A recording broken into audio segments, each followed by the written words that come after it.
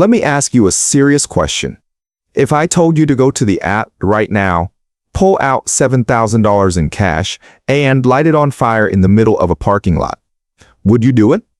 Of course not. You'd think I was insane. But here's the uncomfortable truth.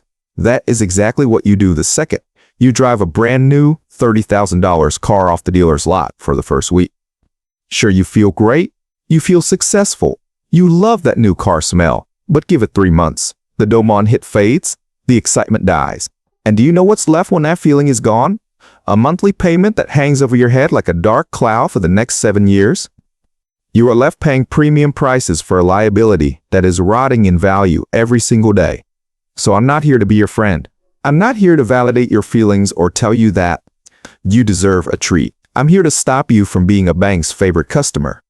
In this video, we are going to look at the math that car dealers pray you never see. I'm going to show you the exact dollar amount you can actually afford based on your salary, down to the penny. No opinions, no guesswork. Just cold, hard math. If you want to protect your paycheck from a financial disaster, hit that subscribe button right now. But before we get to the numbers, you need to understand who is actually sitting on the other side of that desk. When a bank approves you for a $40,000 loan, it feels like a compliment. It feels like they are saying, "Good job, you're successful. Wake up." Approval is not financial advice. It is a trap. The bank isn't asking, "Is this smart for your budget?" They are asking, "Can we squeeze $8,000 in interest out of this guy before he goes broke?" And the dealer? They are playing a game called hide the price. Here is exactly how it happens. You sit down, they slide a piece of paper across the desk. The number is $750 a month for 60 months. You hesitate? You know that's too high. The salesman doesn't blink. He taps his keyboard, smiles, and says, "Good news. I can get that down to $560. You feel relieved. You think you just saved $190 a month. But you didn't save a dime. He just stretched the loan to 84 months, 7 years. You just volunteered to pay thousands more in interest for the exact same car. And here is the reality of a 7-year loan that nobody talks about. Fast forward to year 6. The warranty is long gone. Suddenly the transmission blows up. The mechanic hands you a bill for $3,000. But guess what? You still owe the bank $6,500 on that car.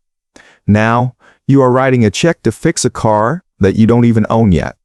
You are drowning in a loan that has outlived the reliability of the vehicle. That isn't just bad luck. That is financial suicide. So, how do you win a game that is mathematically rigged against you? You need a completely new rulebook, and you can go ahead and forget that outdated April 10/20 rule. You read online, it's useless. Most people operate on the April 10/20 rule. You probably heard it.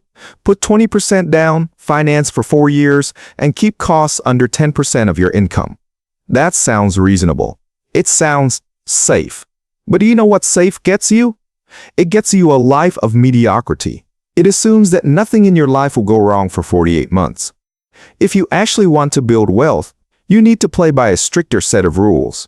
We call it the March 8/20 rule. The down payment stays at 20%. But here's the kicker. You finance the car for no more than 3 years, 36 months, and your total transportation costs cannot exceed 8% of your gross income. Why 3 years? Because cars are depreciating assets. They are rotting assets. If you cannot pay off a car in 36 months, you are buying too much vehicle, period. You're trying to finance a lifestyle that you haven't earned yet. And here is where the math usually slaps people in the face. That 8% isn't just for the car note. It covers the total cost of ownership. I call it the Chang'an of death for insurance, gas, and maintenance. Let's use real numbers. Say your 8% budget allows for $500 a month. You think that means you can go buy a car with a $500 payment, right? Wrong. Insurance for a 30-year-old male is easily $150. Gas is another $150. That's $300 gone before you even touch the loan. That leaves you with exactly $200 for the actual car payment. See the difference? You walked in thinking you could afford a new sedan, but the math says you can afford a used hatchback. Most people ignore this Chang'an goal of death until the first bill shows up. and by then it's too late. Theory is enough now. Let's apply this brutal logic to your actual paycheck. Warning: the numbers you are about to see might hurt your feelings. Now we are going to walk through this decision at 4 specific income levels, and before we start, I need you to put your feelings in a box and lock them away. Math does not care about your feelings. Math does not care that you work hard. Math only cares about what comes in and what goes out. Let's see where you actually stand.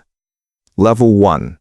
The $50,000 salary. Let's start with the average earner making $50,000 a year. After Uncle Sam takes his cut, you are bringing home roughly $3,200 to $3,400 a month. If we apply the strict 8% rule for total transportation, your budget is capped at $272 a month. But wait, that isn't your car payment. Remember the triangle of death?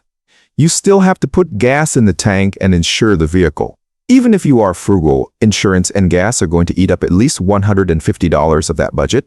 So, do the math. $272 minus $150 leaves you with $122 a month. That is your actual budget for a car payment. I can hear you screaming at the screen right now. Hey, you can't buy anything for $120 a month. Actually, you can. But it's not the car you want. With a 20% down payment and a 3-year loan, you are shopping for a car that costs between $6,000 and $8,000 at this price point. You are not looking for flashy. You are not looking for Bluetooth, heated seats, or style points. You are looking for a vehicle that starts when you turn the key and doesn't leak oil on your driveway. Here is the brutal truth for the $50K earner.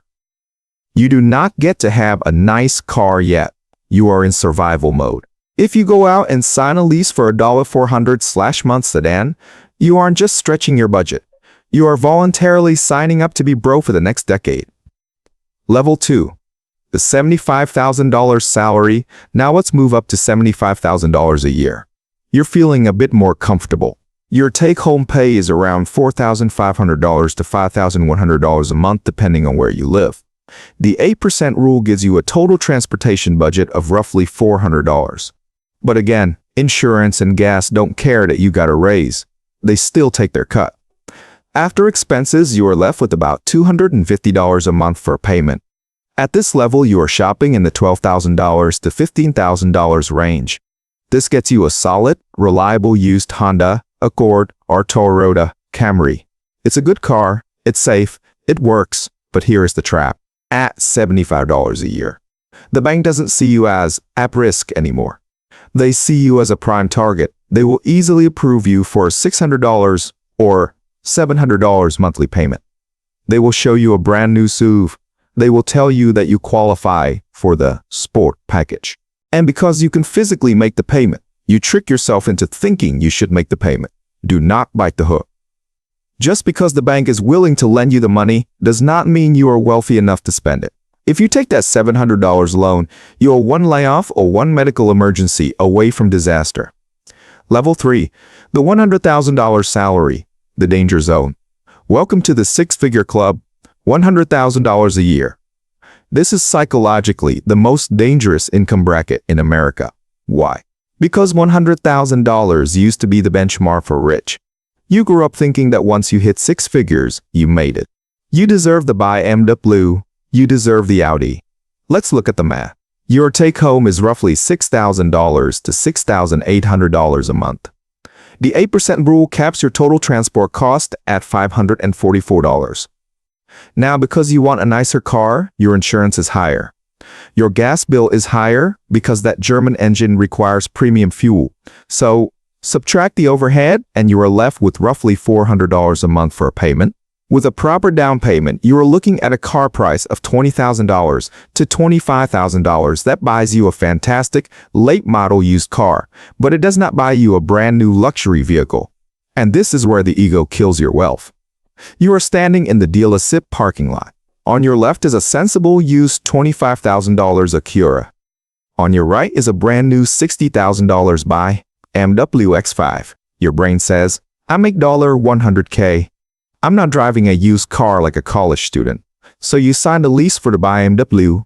You commit to a $900 payment.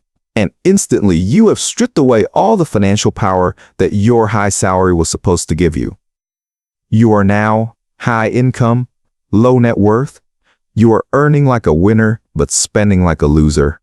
Level 4, the $150,000 salary. Finally, let's talk about $150,000 a year. After taxes, you are bringing home around $8,500 to $9,000 a month. The 8% rule gives you about $730 for transportation. Subtract your insurance and premium gas, and you have a realistic car payment of $530 a month. This puts you in the $30,000 to $35,000 price range. This is the hard reality check. Even at $150,000 a year in income that puts you in the top tier of earn, you still cannot afford the $80,000 luxury truck or the $90,000 sports car that your colleagues are driving. At this level, the enemy isn't the bank. The enemy is light creep. You convince yourself that because you work harder, you need to play harder. But math does not have a hard work exemption.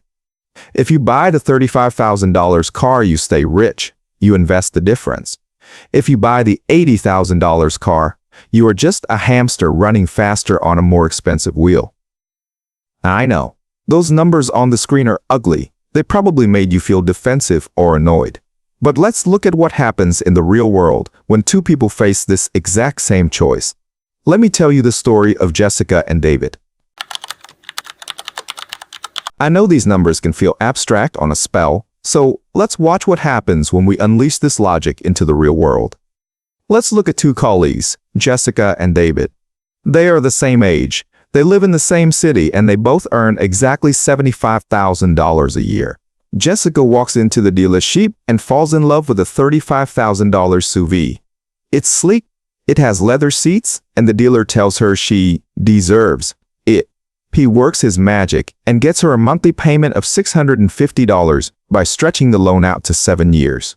Jessica thinks, I can handle $650, but she forgets the triangle of death. Once you add insurance and gas, her real cost is over $900 a month. She is now spending nearly 18% of her gross income on a metal box with wheels. She is what we call car poor. She looks rich at the stoplight, but she is drowning in her bank account. Fast forward 3 years. The new car smell is gone. The SUV is now worth about $22,000. But because of that long-term loan, Jessica still owes the bank $28,000. She is underwater. She is trapped. If she loses her job tomorrow, she can't even sell the car to survive. She would have to pay the bank a check for $6,000 just to get rid of it. Now, let's look at David. David ignores the flash. He finds a boring Sudbury-owned Honda Accord for $15,000. He puts $3,000 down and finances the rest over. Just 3 years, even with interest rates being high, his payment is only $395 a month. 3 years later, two things happen. First, Jessica is still making payments on a car she is starting to hate. Second, David sends his final payment to the bank. He is free, but here is the twist that separates the wealthy from the broke. David doesn't go buy a new car. He keeps driving the paid-off Honda. And he takes that $395 he used to send to the bank, and he invests it automatically every month over the next 10 years. Assuming a conservative 7% return, that money grows to over $68,000. Same salary, same timeline. Jessica built a relationship with her mechanic. David built nearly $70,000 in wealth. I can hear the comments section typing already. I know what you're thinking. You're about to tell me, but I have a family. I need a safe car. I need something reliable. Let's talk about those excuses, because usually that is exactly what they are. Excuses. At this point, most people switch from math to emotion. The walls go up. But I have a family. I need a safe car. I'm in sales. I need to project success to my clients. Let's be real for a second. Those are not reasons. Those are justifications. You say you need safety? A 2021 Honda Pilot has the exact same airbags, crumple zones, and safety ratings as a 2024 model. Safety does not require a sticker price that ruins your future. Stop using your children as a shield for your bad financial decisions. And for the image crowd, the real estate agents and consultants, here is the uncomfortable truth. Your clients do not care about your car. They care about their money. Unless you are picking up billionaires at the airport, nobody can tell the difference between a brand new luxury sedan and a 3-year-old one that has been detailed. A clean 3-year-old BMW projects the exact same signal as a new one, but for half the price. Don't confuse looking successful with being successful. But even if you dodge the image trap, the dealer has one final weapon waiting for you in the finance office. They will look you in the eye and say, "We can add the Platinum Protection Package for just $39 more a month." It sounds so polite. It sounds so small. It's the price of a takeout dinner. But do the math. $39 a month over a 72-month loan is $2,800. You just agreed to pay nearly $3,000 for floor mats and a paint sealant that cost them $50 to apply. They are slicing your wallet into such thin pieces that you don't even feel the bleeding. And this brings us to the biggest cost of all, the one you never see on a receipt. Opportunity cost. Let's say you ignore my advice. You stretch your budget by just $200 a month for that nicer trim package. That doesn't feel dangerous. But if you had taken that same $200 and invested it in the S&P 500 for 30 years, that money would grow to roughly $240,000. Look at your car seat. Is that leather really worth $250,000? Because that is exactly what you are trading for it. You are burning your retirement to keep your butt warm today. Finally, it all comes down to one simple choice. Warren Buffett, one of the wealthiest men on the planet, famously drove the same Cadillac for years. He didn't do it because he couldn't afford a better car. He could buy the entire car factory if he wanted to. He did it because he understands the difference between an asset and a liability. He understands that cars are tools for transportation, not trophies for your ego. The system is designed to keep you broke. The banks, the dealers, the marketing, they are all in to make you trade your freedom for a monthly payment. Stop trying to look rich. Start getting rich.